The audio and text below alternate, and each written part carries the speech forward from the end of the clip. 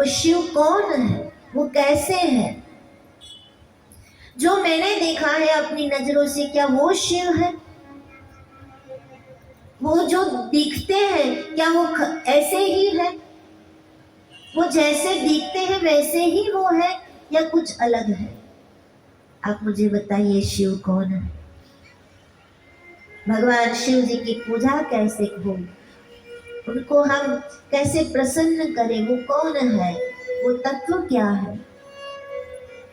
तब ब्रह्मा जी ने कहा कि हे नारद, वो कौन है वो तो मैं भी नहीं जान पाया। भले ही मैं सर्जनहार हूं इस सृष्टि का,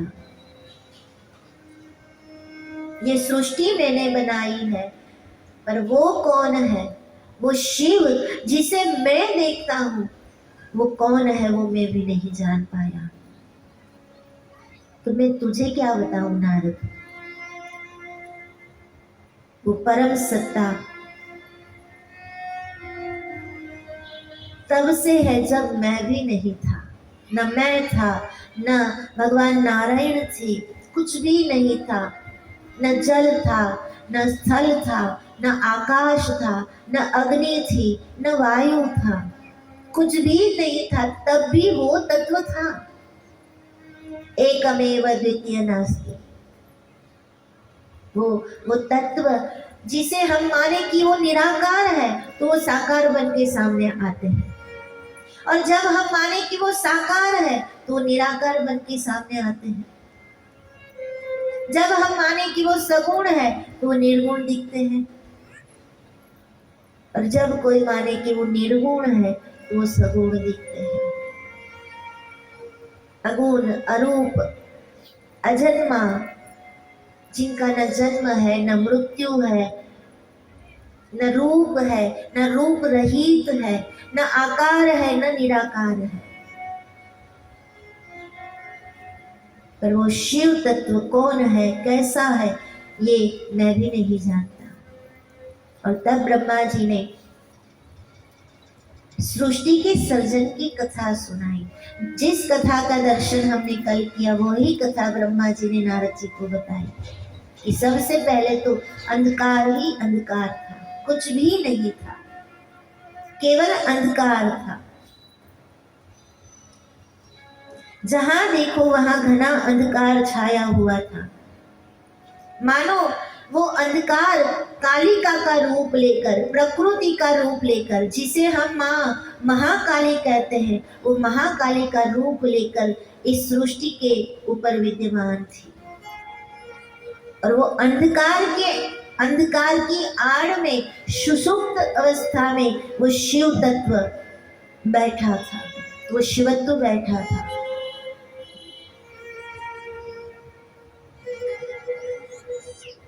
और उस ब्रह्म को जब इच्छा हुई एक में से अनेक बनने की, तब सबसे पहले वो अंधकार में एक नाद प्रकट हुआ, और वो नाद था ओम। ओंकार प्रकट हुआ सर्वप्रथम,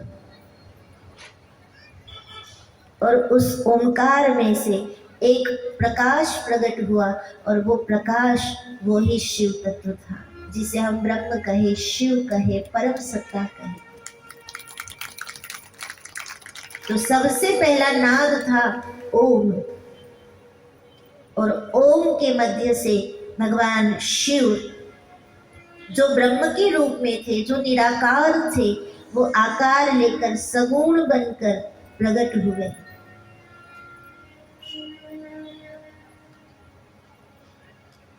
और उसी तत्व जो एक था वो ओंकार में से प्रकट हुआ, और उस एक तत्व को अनंत होने की जब इच्छा हुई, तब भगवान शिव जी ने अपने ही आनंद के लिए एक में से दो रूप लिए,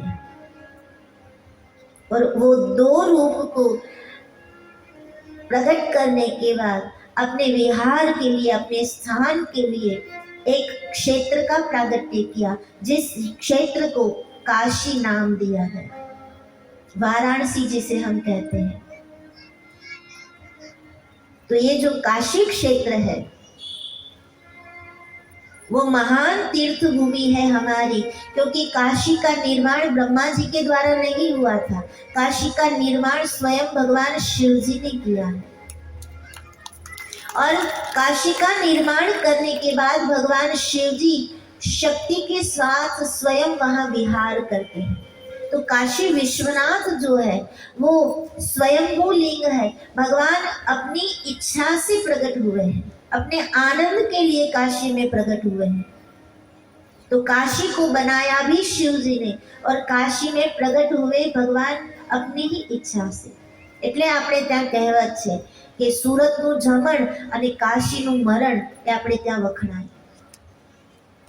काशी क्षेत्र में जो भी जीव प्राण त्यागता है वो कैसा भी पापी क्यों ना हो, दुराचारी क्यों ना हो, पर काशी की भूमि में अगर मृत्यु होती है तो वो उसका उद्धार हो जाता है। काशी की इतनी महत्ता है क्योंकि स्वयं भगवान शिव जी ने काशी का निर्माण किया। शक्ति सहित शिव जी काशी का निर्माण करते हैं और अपने संकल्प से भगवान शिव जी ने भगवान नारायण का प्रागट्य किया। और नारायण शेष शैया में सो रहे थे, तब नारायण की नाभि से कमल हुआ और उस कमल में ब्रह्मा जी की उत्पत्ति हुई। और फिर ब्रह्मा जी ने जो सृष्टि सर्जन किया वो सर्जन सब आगे बढ़ता गया, बढ़ता गया, बढ़ता गया। तो सबसे पहला है ओंकार, जिसमें से शिव और शक्ति प्रकट हुए और शिव शक्ति ने मिलकर संकल्प से नारायण का प्रागट्य किया और नारायण की नाभि से ब्रह्मा जी की उत्पत्ति हुई।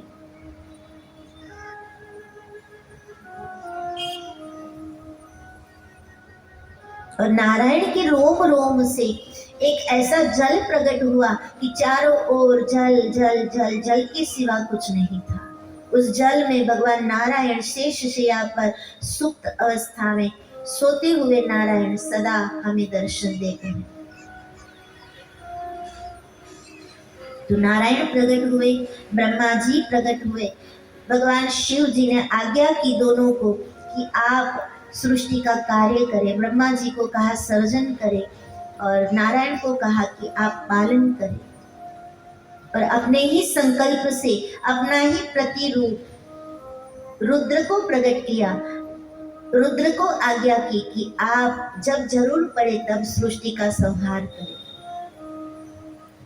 अब तीनों देवताओं को आज्ञा तो मिली, पर तीनों देवताओं ने असमर्थता व्यक्त की। भगवान शिव जी से कहा कि हम असमर्थ हैं। ब्रह्मा जी ने कहा मैं सृष्टि का सर्जन तो करूं, पर कैसे करूं, कैसे हो सृष्टि का सर्जन। तब भगवान शिव जी ने ब्रह्मा जी को ज्ञान करवाने के लिए अर्धनारीश्वर रूप लिया और अर्धनारीश्वर रूप में ब्रह्मा जी को दर्शन देते हैं। जो शैव भक्त है, जो शाक्त भक्त है, शाक्त माने शक्ति उपासक और शैव माने शिव उपासक, शिव उपासक और शक्ति उपासक, भगवान का ये अर्धनारीश्वर रूप उनको बहुत ही श्रद्धा से मानते हैं। अर्धा अंग है भगवान शिव का और आधा अंग है माँ शक्ति का। दोनों अभिन्न है, दोनों अलग नहीं है। सृष्टि का कार्य करने के लिए वो बाद में अलग हुए,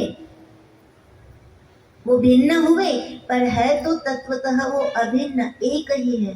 तो आधा रूप है भगवान शिव जी का, आधा रूप है माँ शक्ति का।